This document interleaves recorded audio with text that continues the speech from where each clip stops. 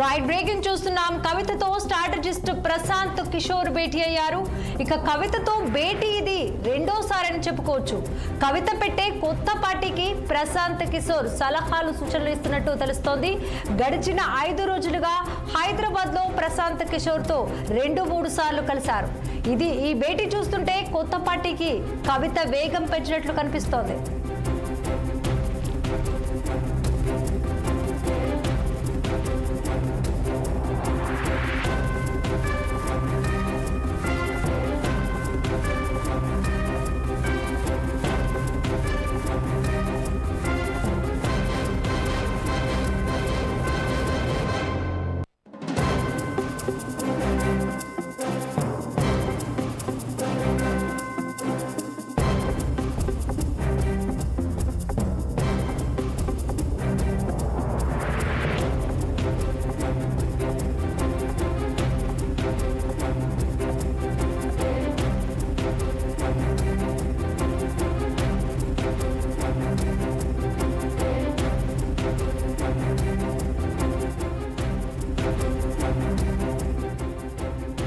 Strategist Prashanth Kishore భేటీ అయ్యారు.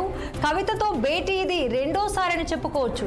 కవిత పెట్టే కొత్త పార్టీకి ప్రశాంత్ కిషోర్ సూచనలు సలహాలు ఇస్తున్నట్టు తెలుస్తోంది.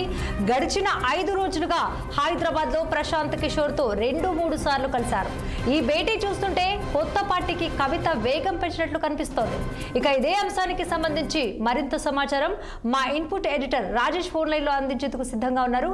రాజేష్, చెప్పండి. జాగృతి అధ్యక్షురాలు కవితతో స్ట్రాటజిస్ట్ ప్రశాంత్ కిషోర్ భేటీ అయినట్టుగా తెలుస్తుంది. ఈ సందర్భంగా పూర్తి విశేషాలేంటి? రాధిక, ఇది తెలంగాణ పొలిటికల్ లో ఒక బిగ్ బ్రేకింగ్ అని కూడా చెప్పుకోవచ్చు. మనం చూస్తున్నాము, ఏదైతే కేసీఆర్ కూతురైన కల్వకుంట్ల కవిత పార్టీ నుంచి బయటకు వచ్చిన విషయం తెలిసిందే. ఆమె సస్పెండ్ చేసిన తర్వాత ఆమె బయటకు వచ్చిన తర్వాత ఒకవైపు కాంగ్రెస్ సర్కార్ను విమర్శిస్తూ ఇటు బీఆర్ఎస్ పార్టీని, అదేవిధంగా అధినేతను, అదేవిధంగా పార్టీలో లుస్కులనన్ను కూడా ఆమె బయట పెడుతున్న విషయం కూడా తెలిసిందే. సో మొన్న మండలిలో కూడా మనం చూస్తాం ఏ రకంగా బీఆర్ఎస్ పార్టీని టార్గెట్ చేస్తూ మాట్లాడిన విషయం. ఆమె ఒక కన్నీరు వెళ్ళి కూడా ఈ రోజు ఒక మహిళగా వెళ్తున్నా, రేపు ఒక శక్తిగా వస్తాను మండలికి అని చెప్పేసి కూడా ఆమె చెప్పి వెళ్ళిన నేపథ్యంలో ఆమె ఒక కొత్త పార్టీ పెట్టబోతుంది అనేది ప్రచారం జరుగుతుంది. ఆమె కూడా చెప్తూ ఉంది, నేను కొత్త పార్టీ పెట్టబోతున్నానని. సో ఈ కొత్త పార్టీ పెడుతున్న నేపథ్యంలోనే ఏదైతే స్ట్రాటజీస్, పొలిటికల్ స్ట్రాటజీ ఎవరైతే ప్రశాంత్ కిషోర్ ఉన్నారో, ప్రశాంత్ కిషోర్ ఇప్పుడు ఈ కొత్త పార్టీ పెట్టబోతున్న కవిత కొత్త పార్టీ పెట్టబోతున్న దానికి ఆయన పని చేయబోతున్నట్లు కూడా తెలుస్తుంది. ఇప్పటికే దాదాపు 2 నెలలుగా గడిచిన 2 నెలల్లోని ప్రశాంత్ కిషోర్ తోటి కవిత 2 సార్లు భేటీ అయినట్లు మనకు సమాచారం ఉంది.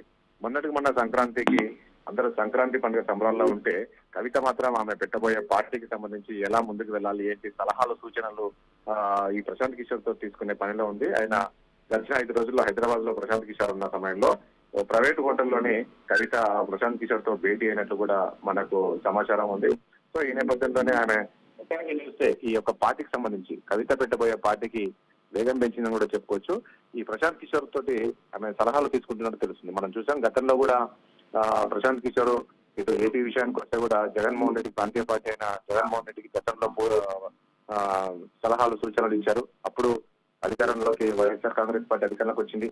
ఆ తర్వాత ఆయన బయటకు వచ్చి మళ్ళీ తెలుగుదేశం పార్టీకి ఆయన ఈ స్ట్రాటజిస్ట్ గా ఉన్న తర్వాత వచ్చింది.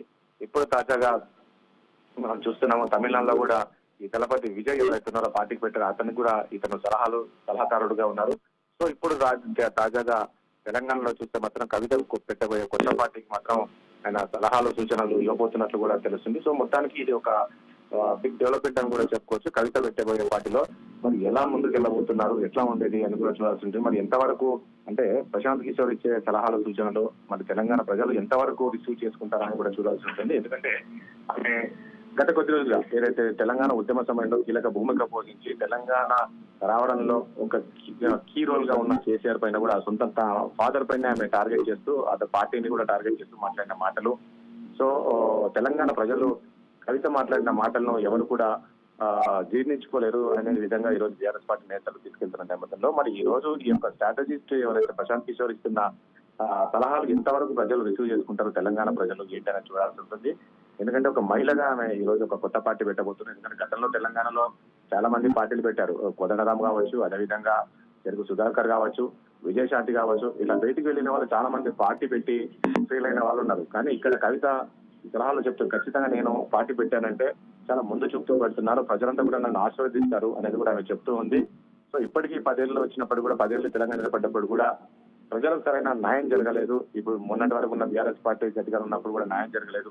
ఇప్పుడు కాంగ్రెస్ అధికారంలో కూడా ఆశించిన స్థాయిలో న్యాయం జరగట్లేదు ప్రజలకు అనేది ఆమె చెప్తున్న నేపథ్యంలో తాను పెట్టబోయే పార్టీలో ఖచ్చితంగా ప్రజాపక్షంలో ఉంటుంది, ప్రజల వైపు ఉంటుందని చెప్పేసి కవిత చెప్తున్న నేపథ్యంలో మరి ఎంతవరకు ప్రజలు విశ్వసిస్తారో కవిత చెప్తున్న మాటలు కావచ్చు, కొత్త పార్టీ కావచ్చు, మరి ప్రశాంత్ కిషోర్ సలహాలు సూచనలు ఎంతవరకు తెలంగాణ ప్రజలకు ఉపయోగపడతాయి ఏంటనేది మాత్రం రాబోయే రోజుల్లో తెలియాల్సి ఉంటుంది. ఇప్పుడు ఈ భేటీకి సంబంధించి మాత్రం అఫీషియల్ కాదు, అన్అఫీషియల్ గానే మనకు తెలిసింది, సీక్రెట్ గానే భేటీ అయ్యారని తెలిసింది. మరి ఇది రేపు రాబోయే రోజుల్లో మరి అనౌన్స్ చేయబోతారా ఏంటో చూడాల్సి ఉంటుంది. Radhika, thanks for the updates Rajesh.